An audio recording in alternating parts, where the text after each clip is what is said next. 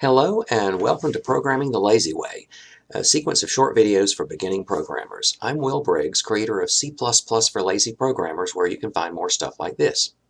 Today I want to talk about getting garbage characters at the end of a character array, why it happens, and what you can do about it. I have here some code that reads in 4 letters, prints them out,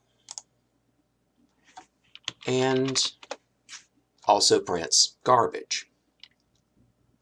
The reason for this is best shown by considering what C++ thinks character arrays are supposed to be like. Well, they are arrays, and they're arrays of characters, but they're special. You can send them to the output with cout. You can read them with cin. You can also do some other things like strcpy, strlen, and other built-in functions if you know what those are yet. And what all those functions have in common is that they expect to stop when they get to a special character that we call the null character. Now it's 0 in the ASCII scheme of things. That's a topic for another day. By convention, it means stop here. If you're printing hello world, HELLO, comma, space, WORLD, bang, and then stop. Cout stops reading when it gets here, strcpy stops copying when it gets here, and that's why we don't care if there's some garbage past the null character, because we're never going to get there. Now why does C++ do it this way instead of just considering the size of the array? Well, one reason, not the only reason, is that strings come in different sizes. We can't declare new array sizes every time we want to print a different string, so we just make sure there's enough room, like here with hello world, and use the part that we want terminated by the null character. Our problem is that we didn't put the null character at the end, and so cout didn't know when to stop. Eventually, when it ran, it found a null character, or it would have filled up the screen. Now, if you run this program yourself, you may find that it works perfectly, or not, because you just don't know what's going to be past that D. You may get lucky and it'll be the null character, or not and it'll keep going.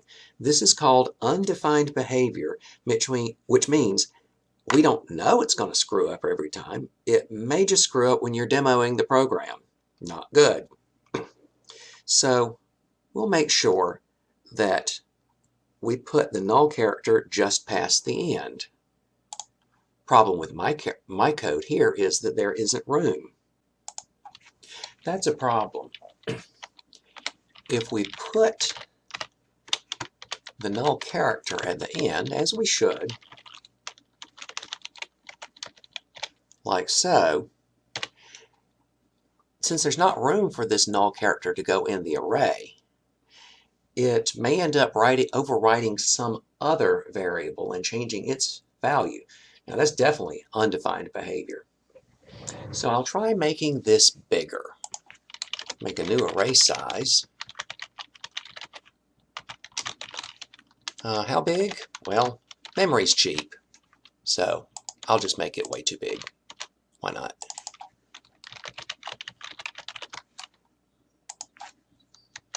And now there's plenty of room for the null character, and we're putting it at the end, and let's see what happens.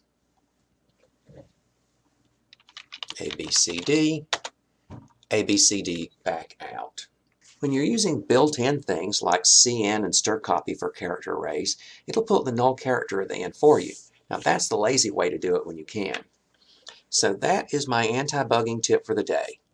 Always be sure that the null character is stuck at the end of each character array you may want to print, and if you see garbage at the end, that's the thing to check. Please leave your comments below, subscribe to this or to my Facebook group or page linked below for more tips, and stay lazy.